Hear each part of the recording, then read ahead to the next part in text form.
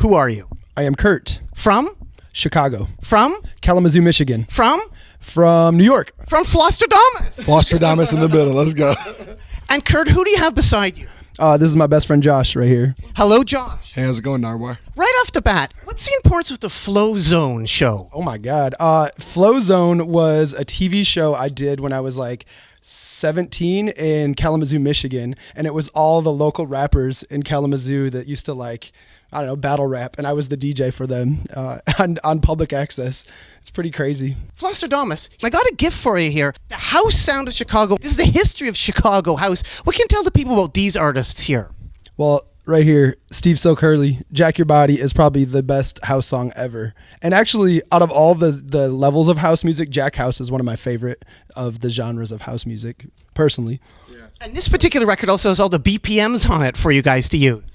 That's how you know it was owned by a real DJ too, man, because you gotta label that shit. That's how we used to do it. We used to tap it out, and then you like write the BPM on there so you know. Any of the other artists on there that you guys are into? Have you met any of these guys? Because this is like the history of Chicago house. This song, Farley Jackmaster Funk, the Love Can't Turn Around, that was just a hit, man. Like, these are all records that were honestly before our time even as DJs, but growing up, we heard them. All our uncles and stuff, like, playing them at house parties. So we used to, like, mix them into our sets and mix current radio records in with, like, all these old school house records. So is this record one that you don't have? Like, I'm giving you a record you already have? I have that. It's the awesome Physical of this one, for sure. This is crazy, for real. Especially with all these hits on it. How would these go over at the Mad Decent block party? I'm going to say 3 of these would probably go off. Love Can't Turn Around would definitely be a good starter. Move Your Body, of course. You gotta loop up the jack your body. You could loop that up over and like put some other drums over it. You gotta like take it to the next millennium for these kids, for the youth. Flosstradamus, what tricks do you have to make collaborators email you back tracks and vocals? Because like you say, hey, we'll do a collab, but how do you actually get them to mail the tracks? Isn't it hard to like get the people to actually do it? Oh yeah. What do you have? Oh I don't know really. My tricks honestly are just to like, I don't know. Josh, we don't do what Dylan Francis does. He back in the day, Dylan Francis used to punish us over and over again and send us tracks. Let's just pan over. Who do we have over there? We got Dylan Francis. And what would you like to say about Dylan Francis? I'm going to say Dylan Francis, you're still blocked on my AOL Instant Messenger because this dude kept emailing me stuff way back in the day. And then look at him now. He's bigger than us. It's crazy. But yeah, that's what we do. If people... I know, man. I listen to him from here on out now. It's amazing. So that's how you get the tracks? Yeah. Well, I get the tracks from him from being adamant over and over again. I used to tell him to stop sending me tracks, and now I'm like begging him to send me tracks. It's crazy how it works, how the world works. Dylan, sorry, you were saying what? Josh and I weren't friends because only Kurt wanted to be friends with me. Josh was just not down. I remember when Josh would like see me, he'd just be like, "I'm going back to the hotel." Is he telling the truth? Probably. Yeah. Oh, definitely. Yeah. The funny thing is I should have taken Josh's lead because I ended up doing that after a while with him. Kurt, this is the thing. Okay, we call what Dylan was. We call that a punisher, and basically it's someone who just like will hound you with their demo and be like, "Yo, man," because they're hungry, you know, trying to get on. And Kurt is like way more receptive to just people in general, so he'll be like, "Oh, cool, man," like he'll like humor it, but I'm just like, Yep. Yeah, Josh cold shoulders. I'm too friendly. I'm from Kalamazoo. I got that Midwest love in me, I guess. Flosstradamus, here you are in Vancouver, British Columbia, Canada. Yes. Mad Decent block party. turn up. You love the words C-Bus and SkyTrain, don't you? Yes, we do. Shout out Tyler Fedchuk real quick. It was just, we're really into anything Canadian, and just the way that they were like, oh yeah, you could take the C-Bus to the SkyTrain and go over here. And it was just so Canadian that it just had us lolling. Yeah. And Tyler from CITR Radio took you on a Talladega Nights experience. Can you explain about that? Taking your shirt off? Oh yeah. Okay. So anytime Vancouver was the first time I ever shotgun a beer. We've been doing this for almost a decade, so we've been coming here for a while. And first time we ever shotgun a beer, we ended up just drinking in the streets, like in front of the police station. Walked all the way and saw Talladega Nights, and of course, shirts off in the theater, just drinking in the theater. Bro, it was crazy. We snuck a 30-pack of beer into the theater. Like, I know people that have tried to sneak a Snickers into a theater and got caught. We somehow got like a cold case in. Kokanee. Yeah, and then also I remember I jumped up on the screen it was like the credits were projected on me, and I'm probably the one with the shirt off, but I was in there. We were just like turned up in the theater. But I remember feeling like after that trip, Vancouver is like the island in Pinocchio where kids can do whatever they want. Like, we were smoking weed and like cops pulled us over. They didn't do anything. I just thought it was amazing. We can get away with anything here. Now, this shout out to my gay husband, Jason. Was he the guy that brought you here? Who brought you here first? Yes, yeah. Shout out My Gay Husband. Actually, shout out Paul Devereaux as well. A ton of the Canadian kids up here. It's awesome. But yeah, My Gay Husband was the first person who booked us here. What about Gramophone Records? You guys know Gramophone Records? Absolutely. Gramophone was like the spot. We used to dig for records all the time back in the day, but it was during the time where I was broke and it was pre-EDM. And we used to go through like all the cutout bins, all the like the really cheap record bins. And that's how I found out about Mr. Oizo.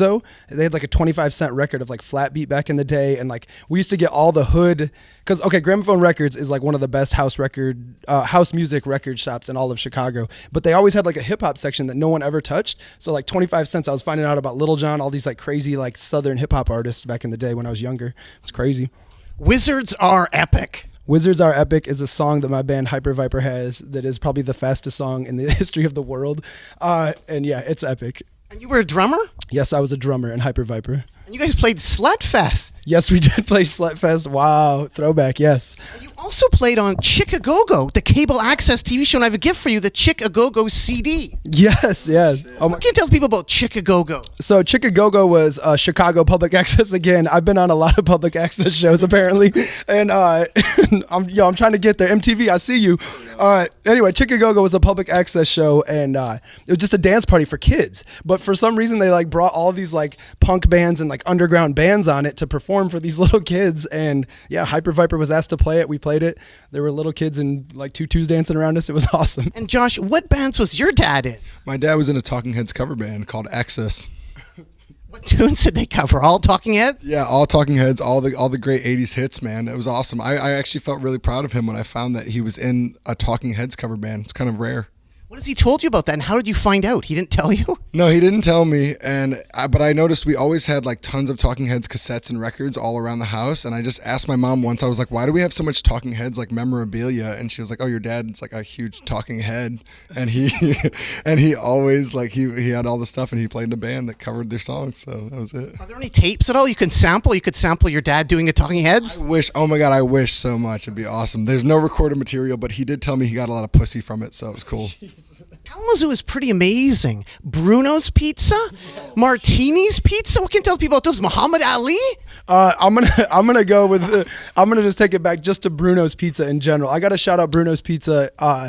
It's to me it's all nostalgia. To me it's all the best pizza from nostalgia. So I took him there and I was like, yo, Josh, you got to try this place.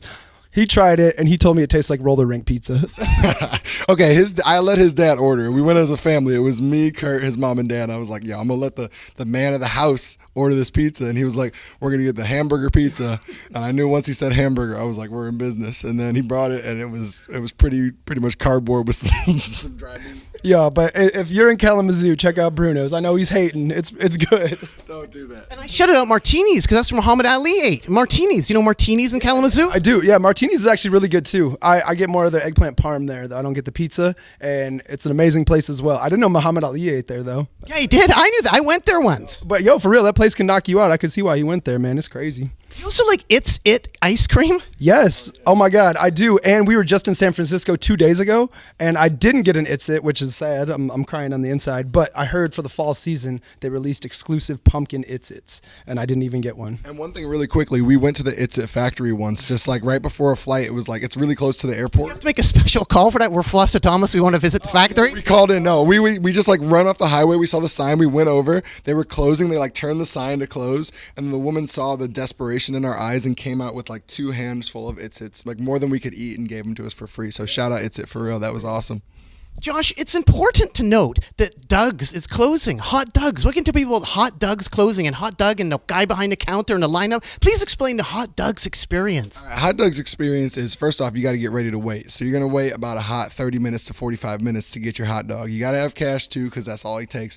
But it's the best hot dog you can ever have if you want to get experimental with your dog. So you can go to Portillo's and get the standard Chicago hot dog, but if you want like an alligator sausage or like a duck sausage with foie gras on it, you got to go to Hot Doug's. It's the best place in Chicago, and it closes in October, so get there now. And Doug is always behind the counter. It's the same guy, so you get to know Doug? I got to know him to the point that he gives me a little discount every time I go in. The Town Hall Pub is where he started out. They had pudding shots there and vodka gummy bears? Well, yes, it wasn't pudding. It was Jello shots, but I don't think it'd be pudding. It was the other Jello, actual like gelatinous Jello. And yeah, that's what it was. We had parties there. That's how we started it at Town Hall Pub. And the owner was just like always down for our party because it was something totally different. So every time we're like, all right, we're gonna do a party next week. He's like, cool, Jello shots, Jello shots. And He loved all having the young kids there. It made him feel young. And then he'd always remind us about how he did acid in his eye and went blind. That was it. But the Grateful Dead also went there as well, I heard. Yeah, that was their whole thing. It was like a Grateful Dead kind of hippie bar, and they had comedy, and then they had Flosstradamus. Yeah, real quick, that Town Hall Pub is a Grateful Dead bar in the middle of Boys Town, like the gay neighborhood of Chicago. So everything around it is like gay bars all over the place. And then there's just this little teeny like house like in the middle that's just like Grateful Dead bar. It's crazy.